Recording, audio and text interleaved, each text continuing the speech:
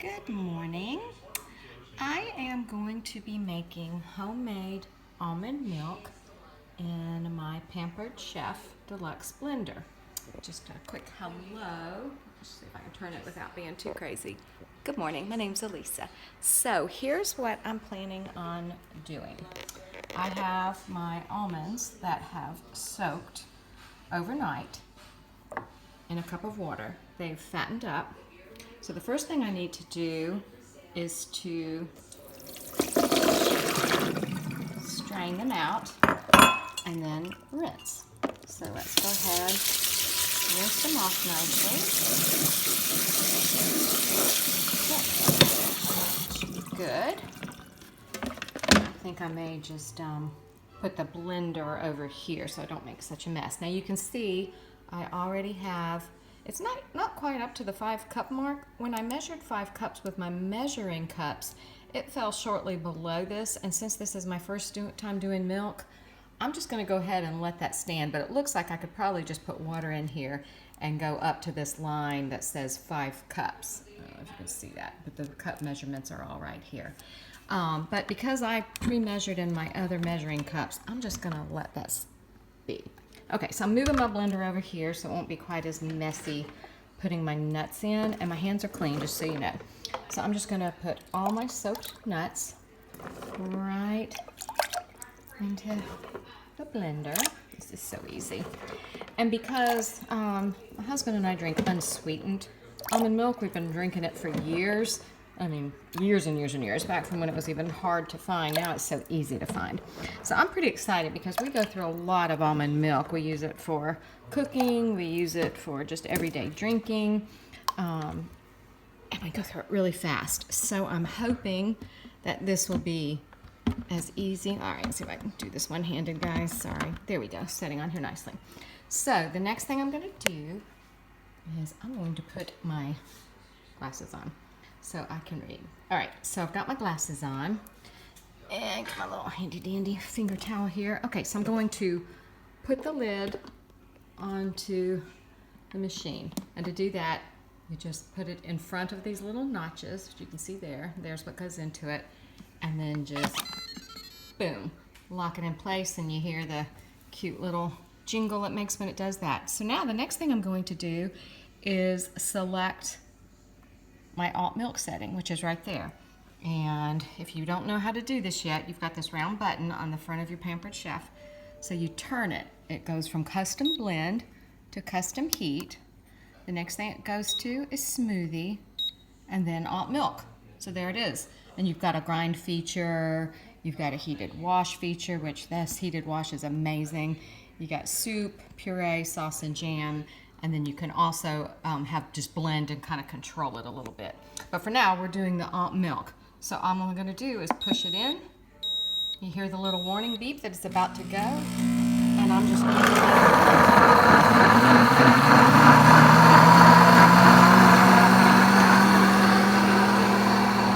step away a little since this takes 5 minutes and I want to be able to talk. You can see I have some seeds drying. I'm a firm believer in using everything that's possible. When I cooked last night, I did some spaghetti squash and I kept the seeds. I'm going to roast them. I have another squash that I'm going to cook probably tomorrow. So once I have those seeds, I'm going to roast these. What I'm also going to do is once this milk is done, I'm going to strain it. Let me just make some right here. I'm going to strain it through this bag. After I strain it through this mesh bag, I'm stepping away a little further because it just seems awfully loud, folks. Okay. Once I strain it through this mesh bag, there'll be a lot of pulp, completely ground, left from the almonds. I use almond flour. We have some gluten issues and different things. We have to be really careful here in the house because we don't feel good if we eat a lot of processed or floured food. So I make a lot of things from coconut flour and almond flour. Almond flour is expensive, so I'm going to try for my first time, after I get the pulp, I'm going to put it in here, spread it out on a cookie sheet, and then just put it on low and dry out the almond pulp, and it should make flour. No idea how that's going to go since I've never done it, but that's my plan there. Let's come back over here. This right here is some strawberry jam. This is some strawberry jam I made 2 nights ago in the cooking blender. We don't do sugar. I've been saying for years, kind of jokingly, that sugar is the devil. That's kind of my phrase. But it really is bad for you. They've linked it to cancer. Of course, if anyone has diabetes, you have to watch it. You don't want a lot of sugar in your life if you can avoid it. So I made this with 0 sugar, pound of strawberries, hulled and cleaned. Let's see, what did I do? Try to do this from memory. I just put those in with, gosh, I don't remember how much water, but you can look in your book and it'll show you. And when it got to the add-ons, which is the second phase, instead of adding sugar and peptin, which peptin has to react with sugar to create a thickener, I use xanthan gum, which is a sugar-free base. I use that for thickening of my soups. I use it for anything I need thickening. I use it. It's great if you don't like to eat sugar. It's a great thickening. And this jam is delicious. Oh, I also put in, I have some sugar-free syrups, and I used vanilla cinnamon, and I just used like 2 teaspoons of that. And the xanthan gum, I used 1 teaspoon, and I mixed it with Swerve, which measures cup per cup like sugar. So it's a great alternative to sugar. All right, that's still going. Let's see how much time is left on it. 1:47. So you can see here the instructions. Here's the optional ingredients. I didn't even put salt in mine. I probably should have put a 1/4 teaspoon of salt.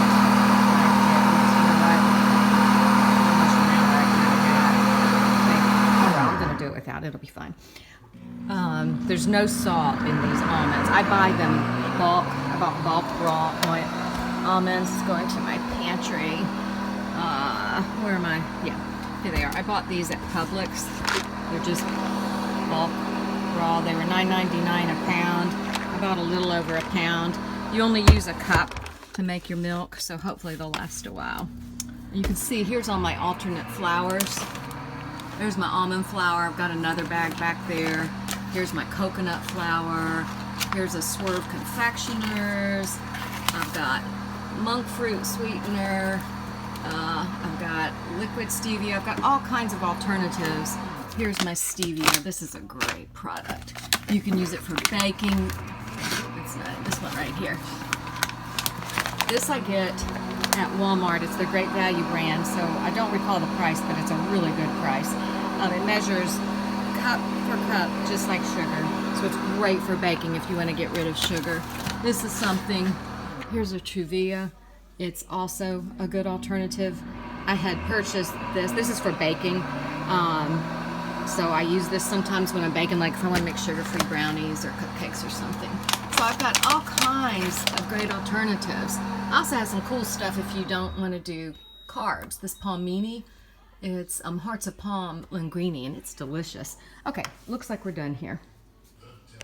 We are done here. So now the next thing I'm going to do is pour my milk through this straining bag. Unfortunately, I don't have a camera stand, so I cannot film doing this, but I'm going to strain it through here, and then I've watched some videos, and the tips were just kind of squeeze it down, squeeze it down, squeeze it down, squeeze it down, squeeze it down, and just squeeze, squeeze, squeeze until you get every last drop. From what I've read, you should get 4 cups, maybe a little bit more, of milk out of your 5 cups of water with the 1 cup of almonds. And if you look closely, you can see what you're going to be straining out. And this I'm hoping to make into almond flour. So there it is. That couldn't be easier. I'm going to strain my milk now. And I just ordered a glass pitcher today, but for today, I'm just going to have to use what I have on hand. I have this Tupperware pitcher, and if this wasn't quite large enough, I have a smoothie cup from my Ninja, which I never use anymore since I have my cooking blender, but I've got this smoothie cup, so I figured I'd do overflow into that. Excited for my glass pitcher to come tomorrow. So that's it. You can see how easy that was. I'll do the straining, and I may just do a quick video after I strain it and have the finished product, just so you can see what it looks like when it's all done and how much of this pulp was left that I'm going to make into flour. So that's it for now. Enjoy your day, everyone, and have fun with your cooking blenders. You can do all kinds of things. Bye-bye.